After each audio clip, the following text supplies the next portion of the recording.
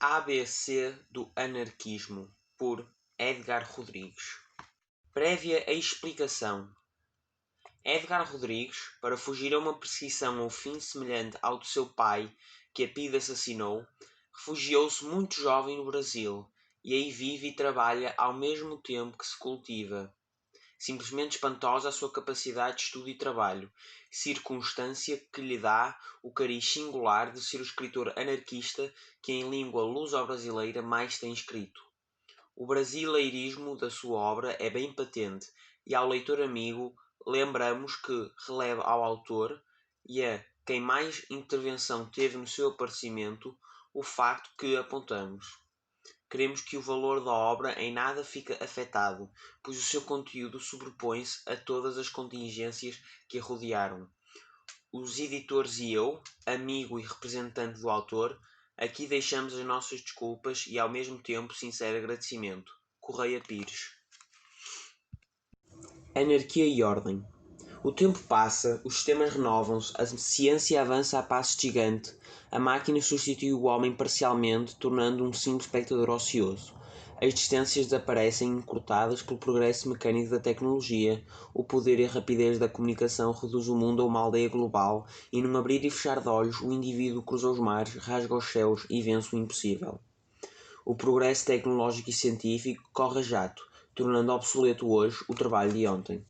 Mas se é espantoso o esforço do homem no campo da ciência e da tecnologia rumo à Lua, temos de lamentá-lo no que se refere aos progressos no campo político, social, ideológico, filosófico e no terreno do pensamento humanitarista. A evolução neste setor deixa muito a desejar.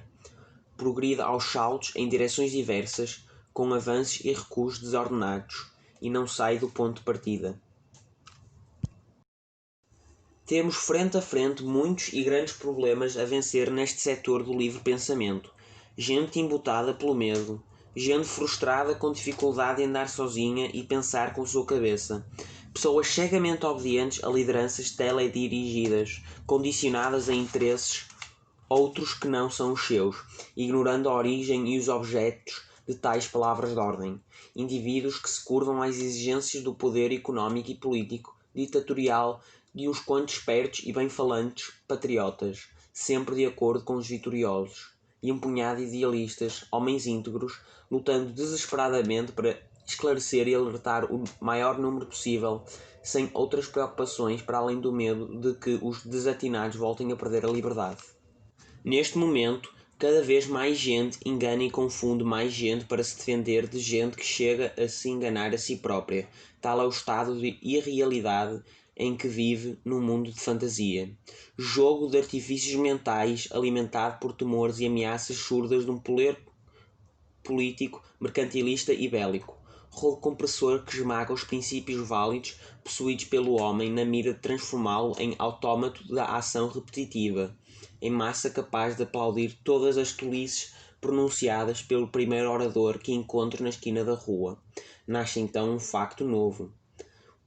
O verdade está com quem grita primeiro. Quem grita mais alto é quem tem razão. Houve tempo em que o progresso era lento e o homem tinha ocasião de pensar, raciocinar, refletir e por fim falar. Hoje, tudo corre tão rapidamente, os interesses económicos e políticos são tantos e tão escusos que falamos sem pensar, porque quem pensa não chega a falar. Vivemos a era dos audaciosos. O homem parece concordar com Napoleão quando dizia que a melhor forma de defesa era o ataque, e assim procedem indistintamente. Dir-se-á que a humanidade está cavando a sua própria sepultura, permitindo que os excessos, as ambições, anulem os princípios da verdadeira liberdade responsável, tão necessária à formação de personalidades íntegras como o ar que respiramos e a água. Ninguém parece ver nos seus semelhantes, descontadas honrosas exceções, seres humanos vivos, com necessidades múltiplas para formar caráteres exemplares, sensíveis, tolerantes, humanitaristas. Personalidades libertárias capazes de saber dar, produzir conscientemente, sem ambições para além daquelas que possam servir a si, ao grupo, à coletividade de que faz parte. O partidarismo político tornou-se brutalizador. Os governantes modernos apressam a conversão de povos racionais pensantes em números catalogados, fichados, codificados eletronicamente por ordem alfabética. Por isso, o mais importante material de consumo nos dias de hoje são os chavões, os slogans, por não exigirem esforço de raciocínio. Ninguém mais parece querer estudar, pesquisar, saber a verdade. Em discurso aos portuenses, o Presidente da República advertiu que não admitiria anarquia, referindo-se às greves e manifestações populares orientadas pelas esquerdas festivas. Maria de Olhão, do Jornal do Algarve, externa suas preocupações a propósito do mau uso da liberdade, concluindo: a proceder assim, depressa cairemos numa anarquia e não teremos apelo se as forças vierem a atuar. Com preocupações semelhantes, Homem Cristo, pai, fazia publicar em Madrid, no ano de 1922, um livro intitulado Anarquia em Portugal, e explicava o desprezível termo ao longo de 1001 páginas, parte das quais em corpo 6, para concluir: de onde veio a anarquia? Veio, primeiramente, da desorganização social que se perpetuou desde a fundação da monarquia. Depois da falta de educação e de cultura das grandes massas e de todos em geral, para poderem compreender o moderno sistema representativo. Não menos severa com a anarquia e o anarquismo é a Pátria do Proletariado, pela voz dos seus mais preclaros enciclopedistas, quando definem: corrente político-social pequeno-burguesa e reacionária, hostil ao socialismo científico proletário, a qual, sob pretexto de recusar todo o poder estatal e toda a luta política, subordina os interesses do proletariado aos interesses da burguesia e rejeita a ditadura revolucionária do proletariado. São Lenin, na expressão de Máximo Gorki, in Bolshaya Sovetskaya Encyclopedia, segunda edição, 1950, tomo 2, página 356. Em palavras não menos contundentes, afirmava o sucessor herdeiro de Lenin: o anarquismo, como ideologia hostil ao marxismo, é amplamente utilizada pela burguesia imperialista na sua luta contra o comunismo, visando a desorganização das fileiras do proletariado sobre sua influência. São Stalin, na expressão do trotskista Julian Gorky, in Bolshaya Sovetskaya Encyclopedia, quarta edição, tomo 25, página 76. Menos severo e algo condescendente, apresenta-se um dos maiores teóricos do fascismo lusitano. O anarquismo traduz a exaltação do individualismo na medida em que parte da crença na bondade natural do homem, a qual só seria pervertida pela opressão do homem pelo homem, consequente da apropriação por alguns dos bens da natureza. Estado e direito traduziriam este sistema opressivo. A supressão da propriedade aboliria a divisão em classes e tornaria inútil a coação, bem como o aparelho em que organiza e aplica, que é o Estado. Na sociedade anárquica, a única fonte do direito seria o contrato livremente celebrado e a todo o tempo destratável, desaparecendo todos os compromissos ou vínculos permanentes ou indissolúveis. A única regra moral seria a liberdade. Se tal sistema traduzia uma utopia já nas sociedades singelas do passado, muito mais utópico é relativamente às formas sociais complexas, de tipo industrial de hoje em dia, do herdeiro de Salazar, Marcelo Caetano, in Princípios e Definições, Lisboa, 1969.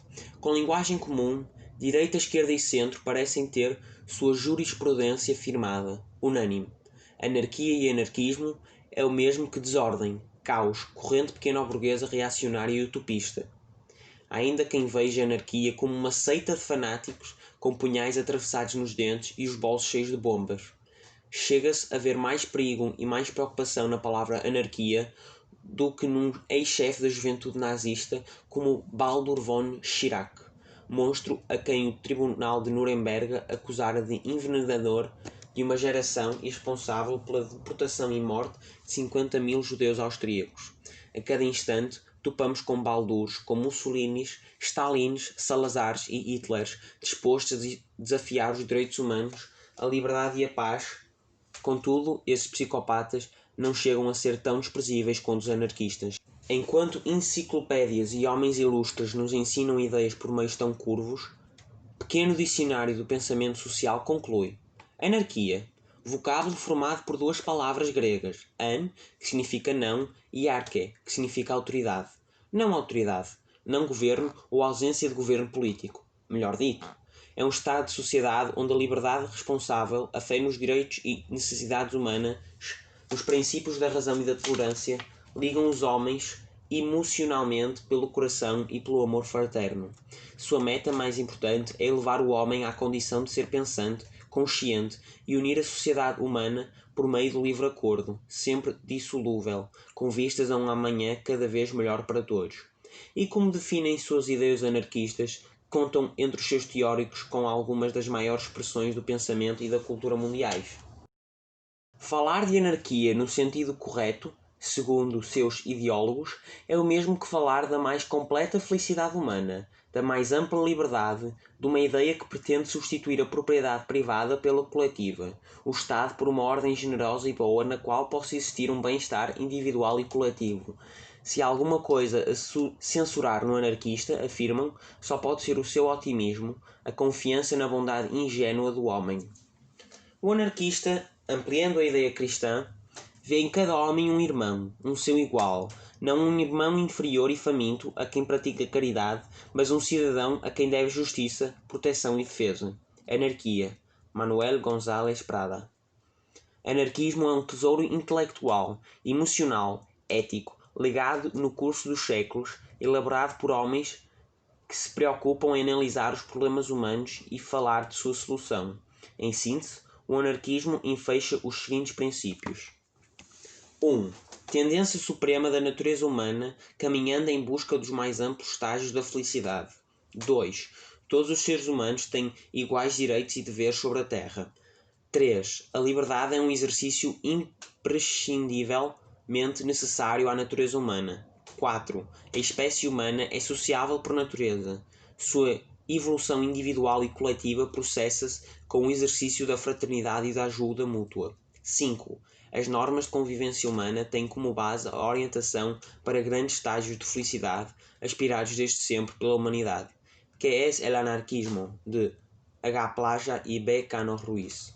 José Oiticica, uma das maiores expressões da cultura brasileira, a quem muitos intitulam de sábio, define a anarquia em 30 pontos principais, onde encontramos 1. O território de cada país será dividido em zonas federadas, cada zona em municípios e cada município em comunas. 2. A divisão por zonas e municípios obedecerá ao critério do ecúmeno geográfico, isto é, à feição particular de cada uma, atinente ao género de indústria por explorar ou à distribuição das populações. 3. Em cada comuna, os trabalhadores se reunirão em classes, conforme seus ofícios, manuais ou intelectuais. 4. Cada classe resolverá, nas suas assembleias, tudo quanto se refere aos serviços comunais. 5. Para coordenação e direção dos serviços e execução das medidas tomadas nas assembleias, haverá conselhos comunais, municipais, federais e um internacional. 6. Cada classe de uma comuna escolherá um delegado para o Conselho Comunal, cada Conselho Comunal um delegado para o Conselho Municipal, cada Conselho Municipal um delegado para o Conselho Federal e cada Conselho Federal um para o Conselho Internacional. Princípios, fins e meios. Dr. José Oiticica. Anarquia, segundo outro brasileiro, tem por base a organização livre sem Estado, o livre acordo sem autoridade constituída, a liberdade sem coação institucional, a socialização dos bens sem propriedade privada, comunismo sem salariato, apoio mútuo sem concorrência, federalismo sem centralismo, livre exame sem dogmatismo. Anarquismo, roteiro de libertação social. Edgar Leon Roth. De forma muito clara explica eminente escritor russo. A anarquia é inevitavelmente o próximo e mais alto grau da evolução humana. Com o desaparecimento do Estado, os homens viverão socialmente reunidos, não sendo, todavia, esta sociedade baseada sobre um poder governamental, mas exclusivamente sob a obrigação de cumprir um contrato concluído livremente. O livre desenvolvimento dos indivíduos em grupos, dos grupos em associações, livre disposição do simples para o composto, segundo as necessidades e as tendências, eis a forma da sociedade futura. Anarquia. Pedro Kropotkin. Já para o maior apóstolo cristão do século XIX, os homens que tiverem reconhecido a verdade devem convencer em nome do amor o maior número possível de indivíduos da necessidade da transformação social e fazer surgir assim a sociedade nova, depois de abolido o direito privado, o Estado e a propriedade. O amor reclama que a propriedade desapareça para dar lugar à partilha dos bens. Exige que o Estado seja substituído por uma vida social baseada unicamente nas leis do amor. Leão Tolstói. Na concepção anarquista, o homem completa-se exercitando os músculos e o cérebro. O trabalho não é um estigma da servidão em que o transformamos, mas a fonte do bem-estar social. O homem digno desta classificação é aquele que não coloca sobre os ombros dos outros a sua existência. Um homem vale o outro, por isso a inteligência favorece o que a possui em maior escala. Não lhe dá o direito de explorar ou governar os outros. Anarquia. Jean Grave. Ninguém se deslustra com ser anarquista, dizia no final do século passado em sua tese de doutoramento o ilustre Silva Mendes. São algumas das maiores individualidades da atualidade. H. Spencer, Kropotkin, Eliseu Reclus, Tolstói, Ibsen, isto é, o maior sociólogo, o maior apóstolo da liberdade, o maior geógrafo, o maior cristão e o maior dramaturgo. Professor Silva Mendes. A liberdade, a moral e a dignidade humana do homem consistem precisamente em fazer o bem, não porque lhe é ordenado, mas porque o concebe, o quer e ama. Isto é anarquia. Miguel Bakunin. Uma sociedade perfeita, afirma o conhecido evangelista, é aquela que rechaça todas as formas de propriedade privada. Este foi o primitivo bem-estar que o pecado dos nossos primeiros pais destruíram. São Basílio. Para um dos maiores sociólogos modernos, anarquia é a forma mais pura e genuína da vida. Karl Mannheim. A mais perfeita forma de sociedade encontra-se na união da ordem e da anarquia. Proudhon. A anarquia não é uma sociedade sem ordem, nem a ausência de governante significa necessariamente a ausência de ordem. A anarquia é um mundo novo onde sobressaem os valores da liberdade e da igualdade, acima da técnica e das nacionalidades. Herbert Reed. Sem descer a uma pesquisa minuciosa, já se pode concluir que a palavra anarquia, usada a torto e a direito para explicar e justificar incapacidades políticas partidárias, falências económicas, administrativas, educacionais, de ensino e culpar os anarquistas pelas manifestações públicas resultantes de desníveis sociais e culturais mantidos a ferro e fogo através dos séculos, é de uma ingenuidade ímpar.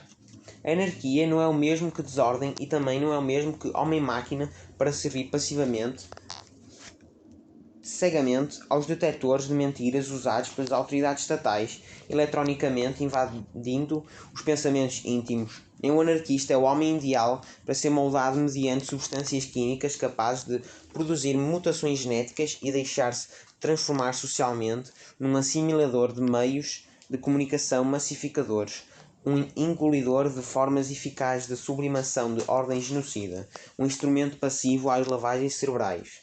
Tampouco aceita a alienação, a automatização mecânica dos novos líderes. Ao contrário, a anarquia pretende ser uma ordem ecológica desintoxicante de comunidades, onde a vida humana se desenvolva harmoniosamente dentro da cultura, da solidariedade humana nascida do mais profundo ser individual. É uma utopia que deseja aliar a ciência, a mecânica e a eletricidade responsáveis pelo progresso tecnológico para frutificar dignamente, emancipando o escravo, a massa, o rebanho e em favor de uma liberdade coletiva. Quer o homem liberte de amarras subjetivas, de temores imaginados pelo subconsciente, da ignorância com vista à realização de uma obra capaz de se situar na sua época e no seu tempo. A anarquia é uma ordem ecológica por excelência, onde a tecnologia não separará o homem da natureza, porque o anarquista tem como meta a igualdade social, cultural, científica e a reintegração do indivíduo no mundo natural. As experiências terão um sentido novo de integração no desenvolvimento da coletividade, ajudando a desabrochar todas as potencialidades humanas, de vez que o homem é o centro do universo, o elemento mais importante a preservar, a desenvolver, é a continuação da vida. E se há quem chama ao direito de reivindicar alguma melhoria ou manifestar seu descontentamento com os governantes, desordem, anarquia, o que teremos de chamar a quem, abusando de suas funções puramente administrativas, espanca, prende, deporta, fuzila e declara guerras onde se matam mutuamente milhões de jovens sem saber porquê? Por certo, isto não é anarquia. E se os desejos de igualdade, de amor fraterno, de paz social, de felicidade na Terra, que são dos anarquistas, é uma utopia, o que podemos pensar daqueles outros que acreditam na salvação das almas, na reencarnação dos espíritos e de que um dia chegarão ao céu para ficarem sentados ao lado de São Pedro? Certamente, isto se chama utopia. Edgar Rodrigues.